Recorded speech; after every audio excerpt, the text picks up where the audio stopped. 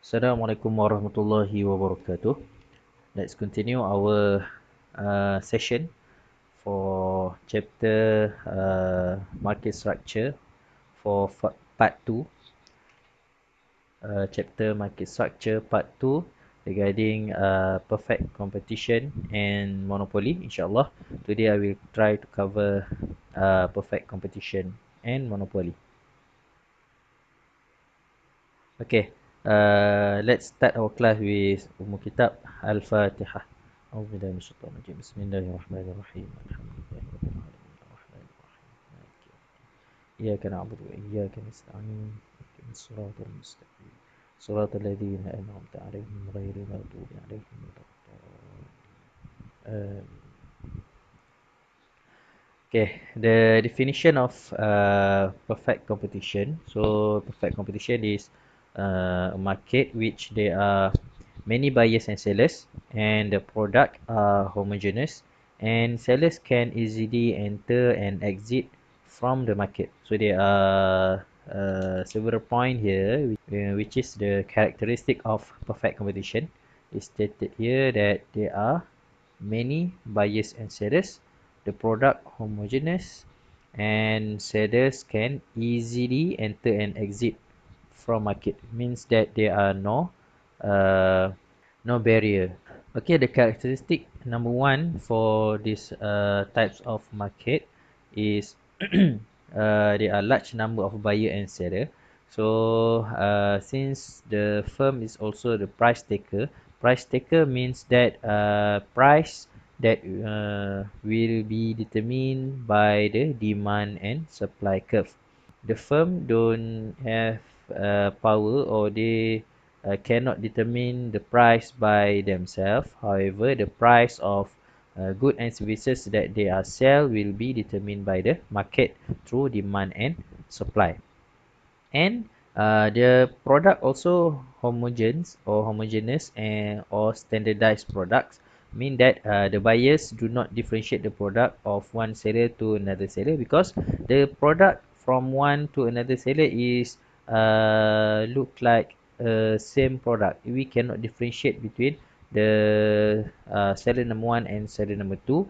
And for example, the example of these types of market is the agriculture product. For example, when you want to buy chili or tomato, you went to the seller number one, you will look at the same chili and the same tomato. If you go to the seller number two, seller number three, and seller number four, maybe you will find the same tomato or same chili, and you cannot differentiate between the product. And next characteristic is its free entry and exit into market. That mean that the anybody whoever can sell the same product, and they also can change to another product, and they can stop from selling the that's product without any uh, any barrier. Means that yeah, tomorrow you want to sell chili in front of your house, so they nobody will take an action to you, because everybody or anyone free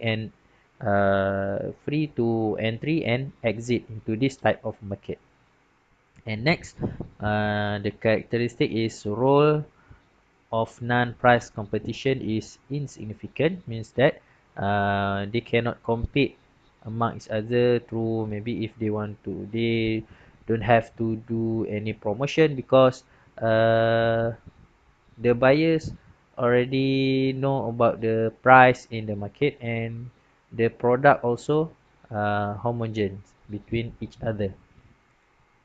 Next is perfect knowledge of market. So all seller and buyer in perfect competition market will have perfect knowledge. Perfect knowledge mean both buyer and seller know about the product, know about the market. Means that we as a buyer also know what is the current price of the product. So if they are a seller try to sell the product with the higher price, let's say they want to increase the price. So as a consumer or as a buyer, we already know what is the market price, and we will not buy from that seller, and we will buy that product from another seller, because it's perfect competition, and the seller also know about the price of market. So they will just follow the price, and they will not increase the price. They will not increase the price because it will affect their business. And next is perfect mobility of factor production, means that factor production can freely move from one occupation to another and from one place to another place. So for example, today you want to sell your chili at in front of your house, and then maybe tomorrow you want to change the place where you want to sell the chili at the market, and maybe next day you want to change the place where you want to sell that chili at your friend's school. So it is free to sell from one place to another place, and nobody will take an action except you not follow the rules and regulation that set up by the government. And then the last point is absence of transport costs, means that they are they are almost absent of transportation costs, because since we know most of the seller will sell the same product, so usually all of the shop or all of the seller will buy from the same they will buy from one supplier. Let's say at the market, by seller number 1, seller number 2, and seller number 3 will buy from one supplier. So when the supplier came to the market, and then all of the seller will buy it from one supplier, and then maybe supplier will absorb the cost, and the seller at that market, they will not need to pay for the transportation cost. Let's look at the diagram. As you can see, the price is determined by the intersection of the market supply curve and market demand curve. So this is the market demand curve at blue line, and the red line is market demand and market supply curve. So you will see this is the equilibrium, and this is the equilibrium quantity. So the price will determine by the market, which is it will sell the product at 10 ringgit. So firm will sell the product at price of 10 ringgit, which is determined by the demand and supply curve. So it's stated here that since the firm are price taker, they face a horizontal demand curve. So demand curve in perfect competition is horizontal or perfectly elastic.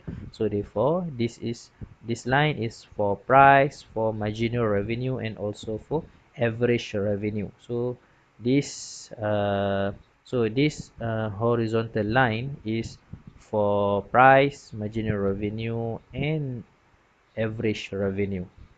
Okay, for profit maximization, as I stated in our previous session, so there are two types of profit maximization. Either it is a total approach or a marginal approach. So let we look at the total approach. So in this total approach, the profit maximization is determined through the formula of total revenue will minus the total cost.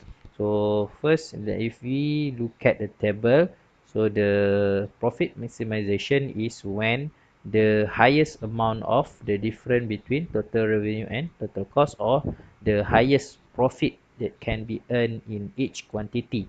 So if we look at this table, at quantity 0, the profit or the loss is the loss is 60, and at quantity 10, 20, 30, 40, and so we look at what is the highest amount here. Total revenue minus total cost, and it's stated that at quantity 40, the profit is the highest, which is at 10 ringgit. If we look at the diagram or graph, so total revenue curve is straight line through the origin, and then the maximum profit when the vertical difference is the highest. So it's stated here, this is the highest difference between total revenue and total cost. So the profit maximization is this quantity, which is at 40 unit.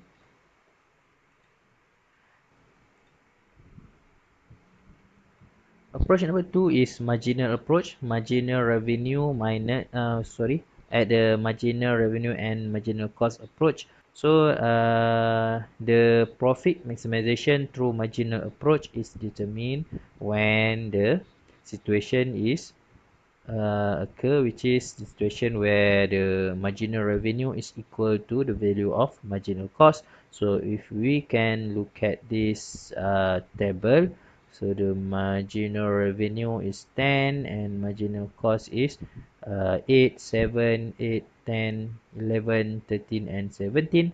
So the situation when MR equal to MC is when the quantity is at 40. And then if you try to look at the graph or diagram, so we look at the situation when MC intersect with MR. So this is the quantity equilibrium at 40 and the equilibrium price is at 10 ringgit. Okay. If you want to know how to calculate marginal revenue, so formula for marginal revenue, MR equal to change in total revenue divided by change in quantity. So if we look at the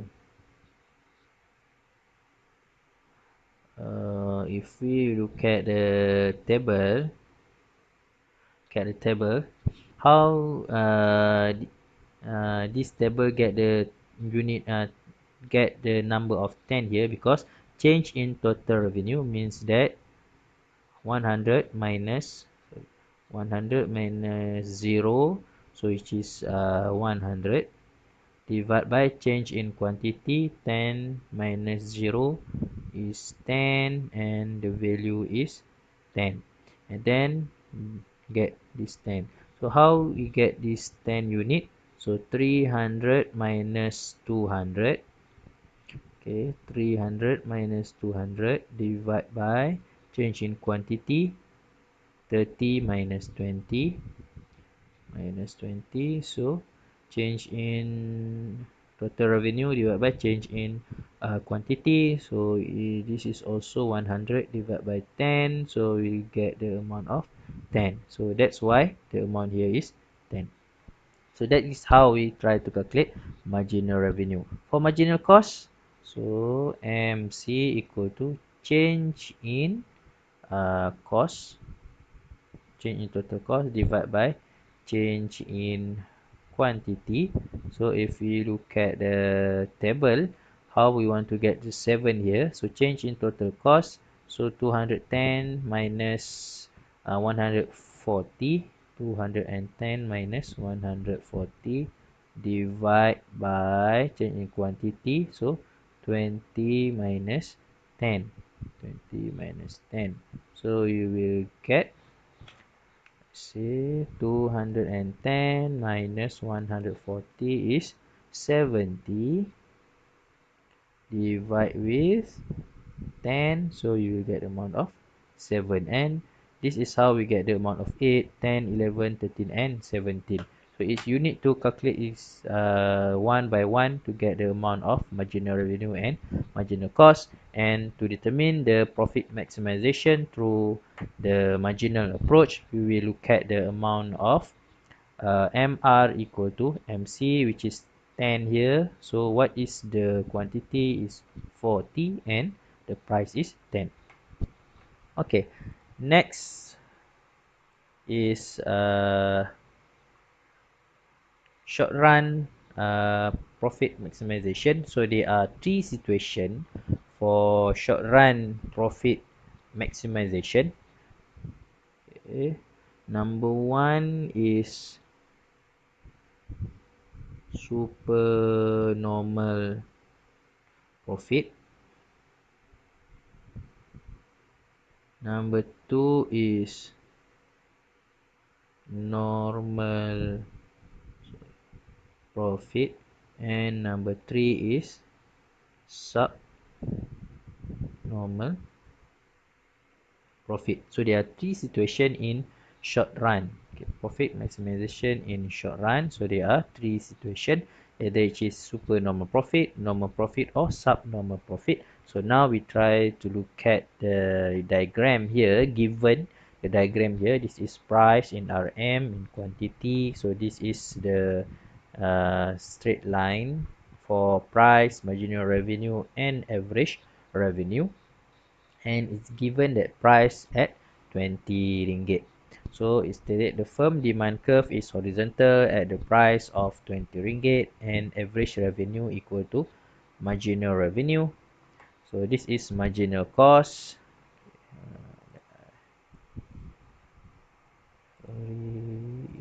Okay, this is marginal cost and it's stated here at the equilibrium for MR equal to MC approach.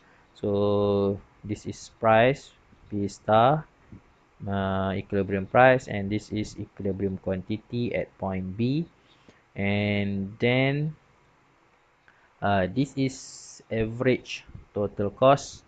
Okay, average total cost means that this is average revenue, this is average total cost, and we can see here at the equilibrium price, uh, at the equilibrium price here, the revenue here at the P star, this is total revenue. If I can sketch in this diagram, so at uh, this square is our revenue. Sorry, this square is our revenue.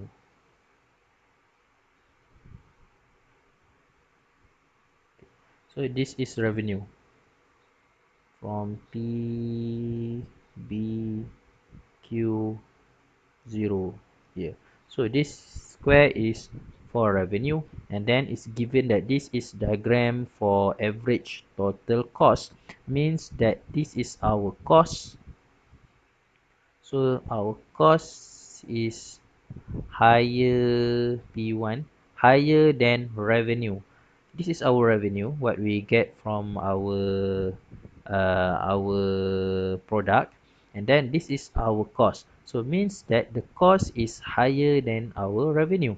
So when the cost is higher than revenue, so it shows that the situation that we are facing right now is loss, or other situation, loss is considered as subnormal profit. The loss is we call subnormal profit. So economic loss or subnormal profit is the loss incurred by the competitive firm when total revenue is lower than total cost. Okay, next is break even. Stated situation for break even. So break even means that total revenue is equal to total cost. So the situation is like this. This is price, quantity, and this diagram for price, marginal revenue, and average cost. So this is the diagram for marginal cost. So we can see here that at point B is our equilibrium because MC intersect with MR, and this is also the price because this is AR, is this line is for AR. So this is our price and this is our quantity, and then okay, it given price at 20 ringgit and quantity at Q star.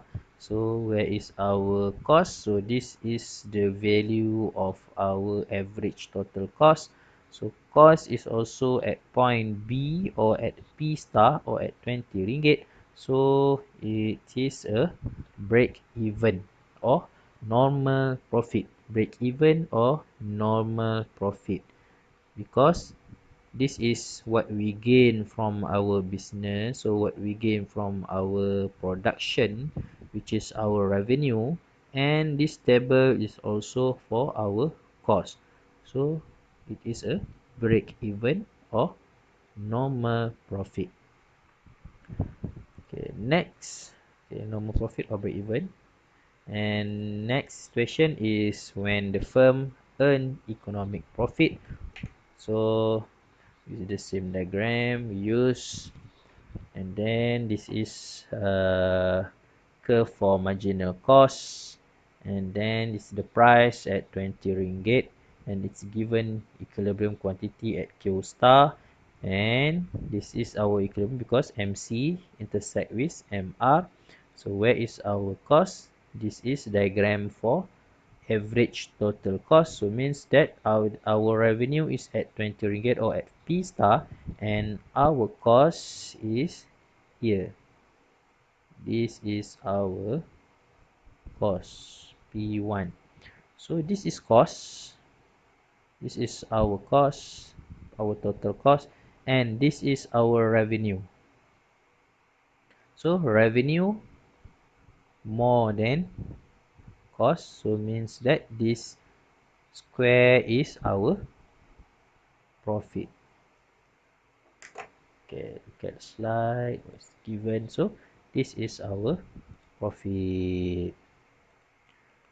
So current profit or is called as supernormal profit because total revenue more than total cost. Okay, next, shutdown price. So it's shutdown price. Shutdown price is the situation, or we call it a shutdown point, or the point when the company should shut down the business or they will face more loss. So we in this slide or this session we try to determine where is the shutdown price, or at what price that company should shut down their business. So it's given in this slide. If you can see, the company is facing loss here because the price is at 12 ringgit. This is price, marginal revenue, and average cost. At point B, the equilibrium, so price 12 ringgit and quantity equilibrium at Q star. However, the cost is 20 ringgit. So this is loss. This square is lost because the total cost is more than total revenue. So even the firm is facing loss, there are situations that they still can continue their operation. So the shutdown point is given here. Shutdown point is the point where the price is equal to the minimum of AVC. So this is ATC, average total cost or average cost. So we need another line which is average variable cost. So this is line for average variable cost, and at this equilibrium it's given that the minimum amount of AVC is at 15 ringgit. So means firm can continue with the production as far as the price is equal to minimum average variable cost of AVC. So if the price is more than 15 ringgit, so the firm still can continue their business, and if the price is lower than 15 ringgit, so they should shut down their business. For example, at this 12 ringgit, so means that at price of the 12 ringgit, firm should shut down their business. And this point at the price of 15 ringgit, we name it as a shutdown point here.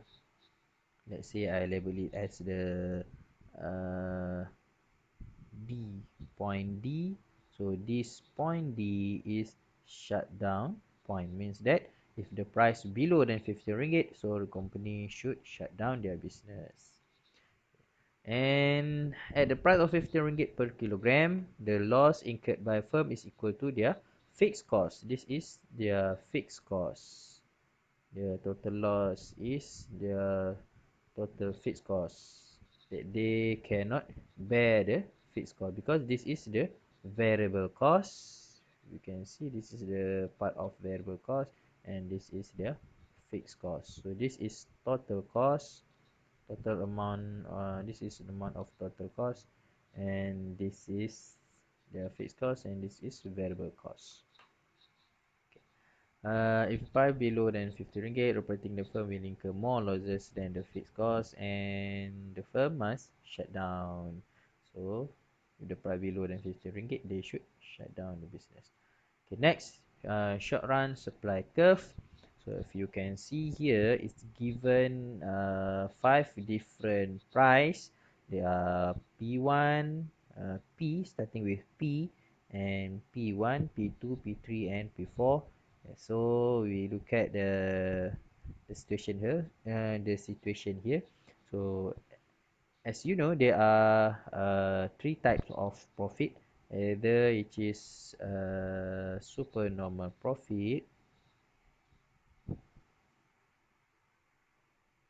which is if the total revenue more than total cost, and then number two is normal profit if total revenue equal to total cost, and number three is subnormal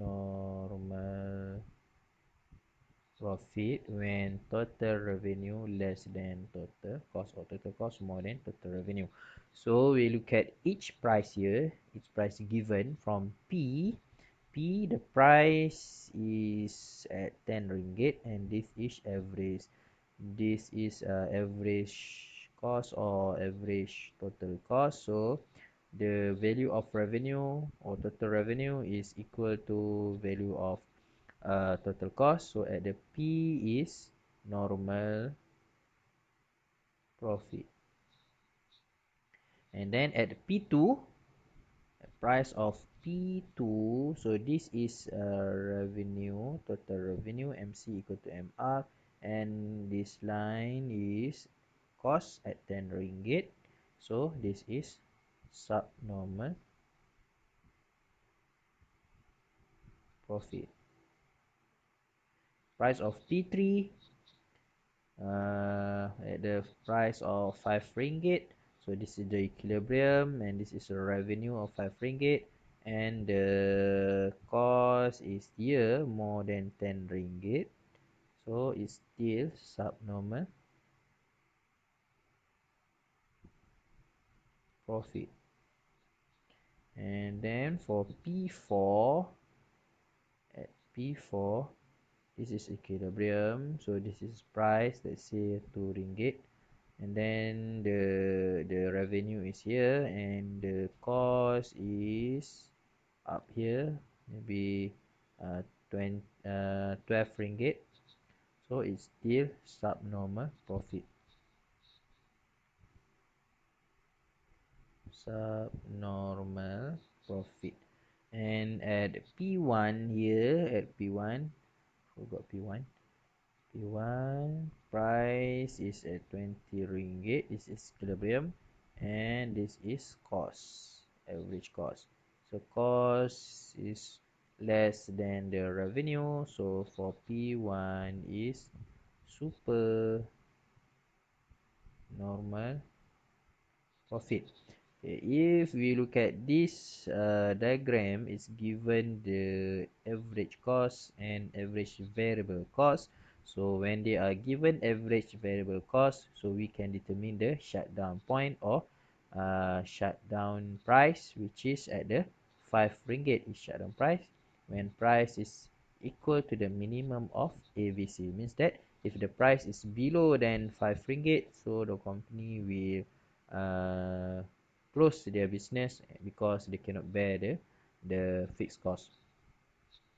Okay, so since we want to determine the supply curve, so I delete all of the in here. Okay, we look at the slide how we want to determine the supply curve. So it show the AC, AVC, and MC. So there are 5 different price. Show the horizontal demand curve and price. So point A is not considered as supply curve. So at point A is not considered as supply because at point A the company will shut down the business because the price is lower than the minimum of AVC. And then the supply will consider the point of B, C, D, and E only, because at this point company will still run the business because the cost is can be bear, or the price or the revenue is more than the AVC. At the B point is the shutdown point, still they can bear the cost. Okay, so they will continue their business. So the supply curve is line B, C, D, and E only. So when we make it as a line, so this line is the supply curve. Supply curve of competitive firm is at upward portion of MC and shown only point B, C, D, and E. Not considered as A. Point A is not considered as supply point because company should shut down their business. Okay, effect of entry. Next, effect of entry means that what will happen in the long run. For long run, what will happen to the market structure of perfect competition? So let's say this is at the normal situation. This is equilibrium price, and this is equilibrium quantity. This price and quantity is determined through the demand and supply curve. So when this is demand curve, this is supply curve, or this is the price at the market at 20 ringgit. So when the firm selling price at 20 ringgit, so this is price, marginal revenue, and average cost. So equilibrium occur when MC intersect with MR at this point, and this is their revenue, and the cost is this point. So the price is higher than their cost, means that company is facing profit. So the competitive firm sell 60 kilogram of chicken and earn an economic profit shown in the shade area. So when this company earn profit, so this profit will attract newcomers to the industry. When people see that the people who are selling chicken is gain profit, so many people will try to the selling the same thing. So when there are many newcomers, it will result the increase in market supply. The supply will increase in the market from SS will increase to the SS1. So the supply curve will shift to left. And then this increase in supply will decrease in price from 20 ringgit decrease to 15 ringgit at the quantity. Let's say I label it as Q1 at Q1. So the price now decrease to 15 ringgit. This is the new price. Okay. So sorry. So at the price of 50 ringgit, label 50 ringgit here. At price of 50 ringgit, the firm will only earn normal profit. At first, they are gaining super normal profit, but when there are many newcomers, many people selling the same thing like them, so it will increase the market supply and it will decrease the price. So at the end, in the long run, firm will only earn the normal profit. Okay, next effect of exit means that effect when many firm exit from this type of market. So this there is no problem when firm want to entry or exit from this type of market. Since this is perfect competition, it is free to entry and free to exit. So let's say this is the price, equilibrium price 10 ringgit, equilibrium quantity Q star, and this is demand and supply curve. So the price determined by the market is 10 ringgit. So if we see at this diagram, the cost is higher than the revenue. So firm is now currently facing loss. Let's say the loss is 15 ringgit. Okay, 15 ringgit here. So if the firm is gaining loss, if you can see in the previous, so they are facing loss. When firm is facing loss, so there are certain firm that will shut down their business if their loss is or the price is lower than the average variable cost. So when the many firm that facing loss and their price is lower than average variable cost, so they will leave the market or they will exit the market. So this will lead to the decrease in the market supply. So the supply curve will shift from SS to SS1, shift to left. And then this decrease in supply will increase in price. Price will increase from 10 ringgit to 15 ringgit. Let's say this is 15 ringgit here. 15 ringgit. So what will happen? The new price from 10 ringgit to 15 ringgit will make the firm that suffer from loss at the beginning, now in the long run, they will gain the normal profit. A firm that suffer loss in the short run can still continue their operation, as in the long run they are able to earn normal or zero profit due to exit of firm. But the firm that will